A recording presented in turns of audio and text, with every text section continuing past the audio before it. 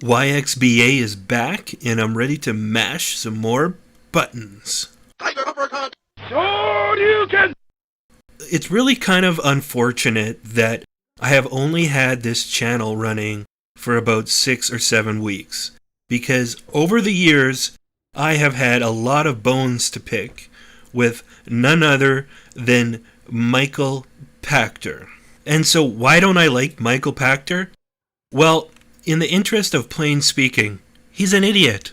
If you're a video games-based investor, don't listen to this guy because he simply doesn't know what he's talking about, and he constantly runs off at the mouth about things that he knows nothing about. He's basically the Donald Trump of video game analysts. So recently, he did an interview on Gaming Bolt and shared some opinions on the NX, and here's what he said. I have no idea what the thing is going to be. I don't think it's coming out this year. Nintendo's practice has been to show things a year and a half before they come out. So I think they'll show it at E3, and I think it'll come out next year. It might not come out in November. It might come out in March. You know, it's sounding an awful lot like it's a handheld and a console hybrid, where you have a handheld and you do some stuff on it, and the console will be like an Apple TV or something. And you can pull games down from that. I'm not really sure. I would say based on Nintendo's recent history, it is not going to be very good. I know they are pretty excited about it, but I would say it's a backwards-looking technology. This is just not an improvement over everything else that we've got an option to do. And it will completely miss the point of games getting away from consoles. End quote. So, like I've been saying, the guy's an idiot. Honestly, his biggest complaint here is that it is missing the point that games are getting away from consoles. What the frick are you talking about? You just said that the concept is kind of like a hybrid where they're not really making a console, that they're making a handheld that sort of doubles as a console. So the point of it is something that is getting away from being a traditional console, and yet he's criticizing them for not understanding that games are moving away from consoles. What the heck? And to that point, I don't even think he's accurate. There's been a lot of analysts, such as himself, who have been doom and gloom on the console business for a while now, and yet the console business is actually doing just fine. Both Sony and Microsoft are selling more units of hardware than they sold last generation. Sure, Nintendo has sold fewer units than they did last generation, but last generation they had a hit product that was a hit because it wasn't a traditional console and didn't really compete directly versus Xbox and Sony.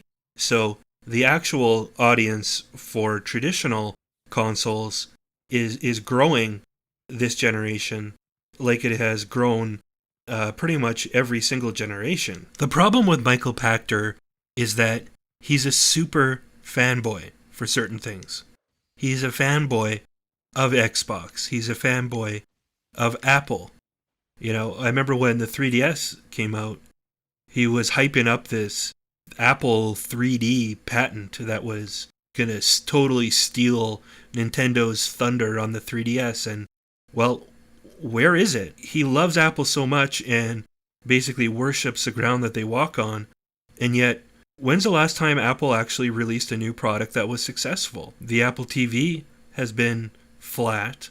The Apple Watch has been flat. And, you know, I don't see him coming onto sites and bashing Apple. I mean, he really should, because their stock has been tanking, and he would be doing a lot of his clients a service to let them know, hey, you know, maybe you should stop bleeding money and move into some other stocks. I've come to the point with Nintendo where I'm not actually that concerned with the specifics of what their console ends up being. I believe that it is almost 100% reliant on Nintendo's execution. Regardless of what their console is, I think it's more important that they market the console right, that they give it the right name, and that they appear to be fully ready for the generation and have a bunch of hit games, big IPs, available in the launch window and the 6-month to a year period following the launch window, and that they at least have the appearance of having some of the bigger third-party devs such as Activision, Electronic Arts, Ubisoft, and Square Enix on board.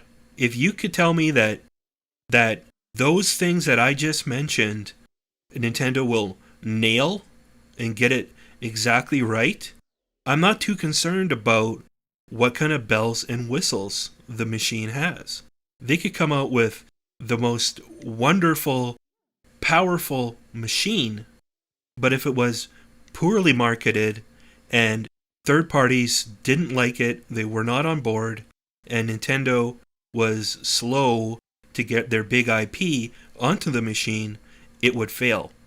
So let me know in the comments below. Maybe I'm an idiot and I just don't realize it, but I think Micheal Pachter's an idiot, and I'm not afraid to say it at this point. It's been going on for way too long.